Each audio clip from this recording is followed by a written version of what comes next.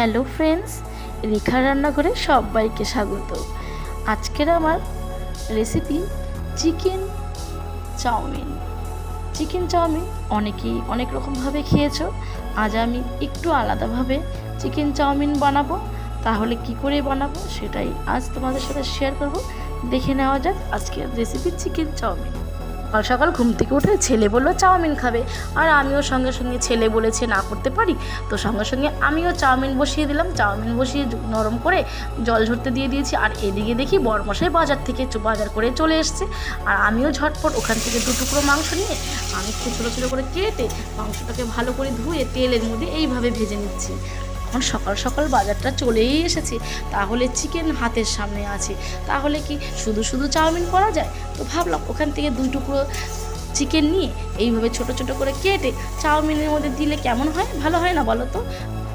এবার কিন্তু ওই চিকেনের সাথে আমি এই যে মিডিয়াম সাইজের পেঁয়াজটা কেটে নিয়েছি, এই পেঁয়াজটাও কিন্তু ওই চিকেনের মধ্যে দিয়ে দিলাম।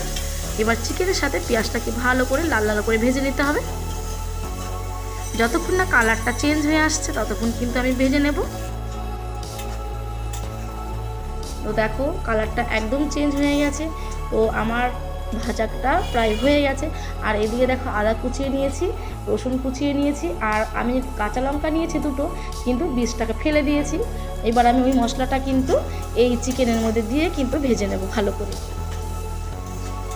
মশলাটা ভেজে নিতে হবে, যতক্ষণ না কাঁচা গন্ধ যায় ততক্ষণ কিন্তু মশলাটা ভেজে নিতে হবে। তো দেখো সুন্দর করে আমি কিন্তু ভেজে নিচ্ছি। আর এই দিকে দেখো ইমামি হেলদি টেস্টি গরম মশলাটা দিয়েও কিন্তু আমি একটু কষিয়ে নেব। আর এই মশলাটা দিলে না খুব সুন্দর একটা ফ্লেভার আসে। এবার জল ঝরানো চাউমিনটা কিন্তু আমি চিকেনের মধ্যে দিয়ে দিলাম। এবার ভালো করে কিন্তু একটু ভেজে নিতে হবে। আর এই দিকে আমি আগে থেকেই ডিমটাকে ভুজিয়ে করে রেখেছিলাম, সেটা না দিলে কি নয় বলো তো, দিতেই হবে। তো ডিমের সাথে চাউমিনটাও কিন্তু ভালো করে আমি একটু মিলিয়ে নিচ্ছি। একদম এই ঘরোয়া পদ্ধতিতে এই চিকেন চাউমিন কিন্তু অসাধারণ, তাই না বন্ধুরা বলো তো? এবার আমি দিয়ে দেব টমেটো সস। আমি অল্প দেব, কারণ আমার ছেলে একদম খেতে চায় না, তার জন্য কিন্তু দেখো ওর জন্য কিন্তু আমি কোনো সবজিও দিতে পারিনি। তোমরা কিন্তু অবশ্যই সবজিটা দেবে।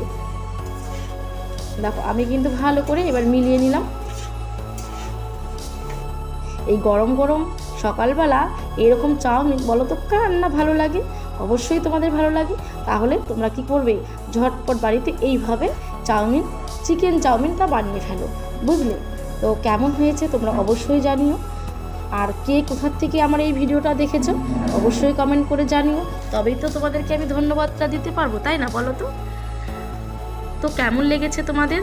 অবশ্যই ভালো লাগলে তোমরা লাইক, শেয়ার, কমেন্ট এবং সাবস্ক্রাইব করে দিও। দেখা হচ্ছে পরের রেসিপিতে। ততক্ষণ তোমরা ভালো থাকবে, সুস্থ থাকবে, আর আমিও ভালো থাকবো। ধন্যবাদ।